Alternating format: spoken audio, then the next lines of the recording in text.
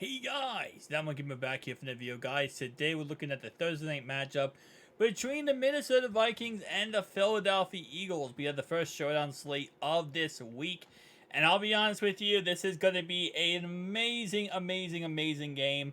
Although last week, let's be honest, the numbers were kind of weird. I mean, that's the best way I could put it. The numbers were kind of weird for the Eagles. There wasn't many great things you could take away from that Eagles Patriots game. We had 7 receptions for A.J. Brown for 79 yards. That looked okay. Jalen Hurts only had 1 touchdown and 170 yards on the day. Devonta Smith had 7 receptions, 10 targets, 47 yards, and a touchdown. So he saved his day by doing that. But it was a weird week 1. And I want to say overall wise, I think the best thing we could do from week 1 after the Vikings lost to the Bucs is just throw out week 1, put that behind us, and move forward to week 2 and see what week 2 can give us. So, starting off right away, the most chalkiest players on the slate obviously are Jay Jettis, Jalen Hurts, and A.J. Brown. I don't think Kirk's going to be chalky at all. I think a lot of people, it's a weird situation, right? Because he had 344 yards and 2 touchdowns and 1 interception. But the Eagles have a pretty dang good defense. So I feel like they could go par to par with this Vikings offense and actually play pretty dang well. And I think with all the people who are going to be on Jay Jettis, I don't think Kirk's going to be that chalky. Don't get me wrong, he's going to be chalky a little bit, okay? But he's not going to be as chalky as some of these other options because there's so many options, okay? You got Jay Jettis, Jalen Hurts, A.J. Brown, why do I keep saying his name incorrectly? Devonta Smith. You also got Alexander Madison, T.J. Hawkinsock, Jordan Addison. I think a lot of people are going to be on him after his crazy big touchdown catch last week. A lot of people are going to be excited thinking that he's going to replicate his numbers. Dallas Goedert, and so on and so on. So again, like I said, Kirk's going to be a little bit chalky, but he's not going to be as chalky as usually quarterbacks are in this situation. So let's start off with our first stack here, and I'm going to, you know what, let's do it. Let's go with Jordan Addison. I don't love Jordan Addison in this upcoming game just because I feel like I don't want to chase the points here, right? And last week, yes, he had that big touchdown. Other than that big touchdown, he had 3 other receptions. But you know what? Why not? Let's just start off with him. He will be somewhat chalky because a lot of people are going to be recency biased. They're going to say, oh, he had that crazy touchdown last week. He might do it again, right? So there's going to be some chalkiness. But let's go ahead and start off with Jordan Addison. Outside of Jordan Addison, A.J. Brown, I'm gonna go Jay Jettis. I think he's gonna be on the winning slate. I'm gonna go Jalen Hurts. Now, so far the primetime games we have seen, Bills primetime and Chiefs Lions primetime, and then finally the last primetime game was the Cowboys Giants. They have been dog water. They have not been good primetime games. And a lot of what we expect to happen has been the opposite. But again, like I said, that's week 1. Went out the window. Let me see. At what point can we get? So, obviously very chalky right here, these 3.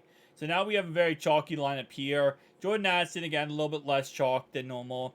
I want to find a play that's going to diversify my lineup to go for that, like, one play, that Hail Mary type play, right? And again, this is just our first look, guys. Keep in mind when we do these DFS lineups, I'm going to be going through every single player in a separate video, breaking down players, yes, no, maybe, players I like, players I don't like. So again, this is just our first look. I know a lot of times with my first look lineups, these are kind of just more or less like basic, just me looking at it and saying, oh, I like this guy, kind of my thought process, right?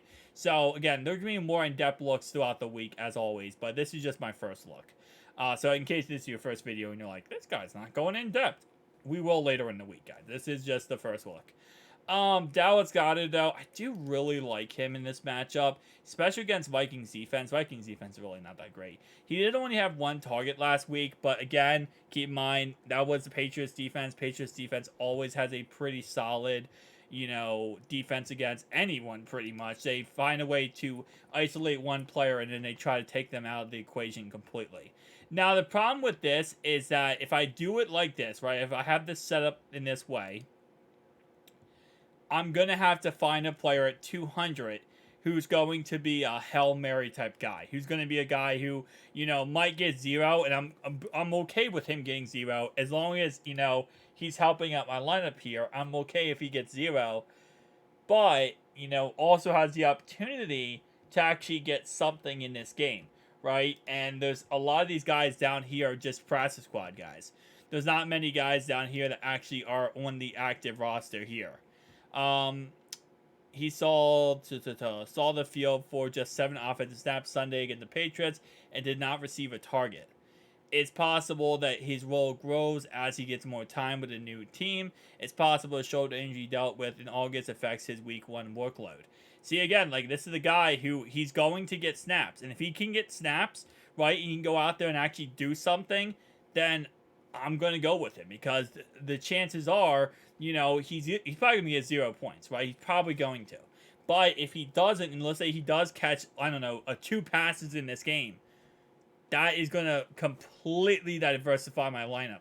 So if someone else is kind of like very similar lineup to me, because let's be honest, there's millions upon millions of people who play CFS every single week in the Showdown Slates, then, at least I have my man here that can diversify. So if someone copies me and goes, okay, I also want Jordan Addison, I also want Jay Jettis, Jalen Hurts, Antonio, AJ Brown, Dallas Goedert, because all these options I'm having here are very chalky. This is not a lineup that is, avoiding chalk, and it's really hard to avoid chalk when it comes to DFS Showdown slates. There's only so many players, right? Unlike, regular slates where you have every team that has all these players, these are only so many players that you can really use to avoid the chalk. So having a guy like here, okay, again, maybe a guy under the radar here that many people don't really know about or talk about, has a chance here to go out there and actually, maybe again, if he has 20 snaps, he has 1 or 2 targets. If he catches let's say he catches 2 passes for 10 yards, that pays off the $200, right? So again, it's really just coming back to paying off the price tag. That's why when it comes to DFS, especially when it comes to Showdown Slates, a lot of times there are players that I really like for a Showdown Slate, but I will not go with them because of the price tag.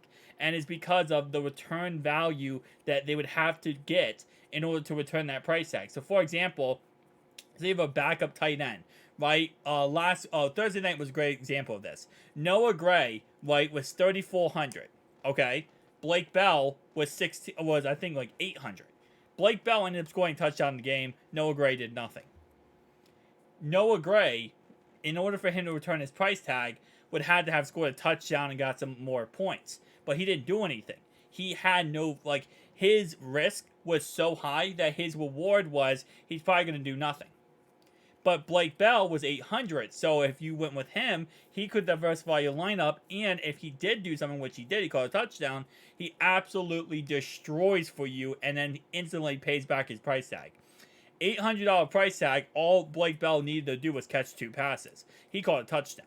So, hopefully that makes sense, guys. Tell me down below your thoughts and opinions, though, and I'll see you guys next one. Peace out.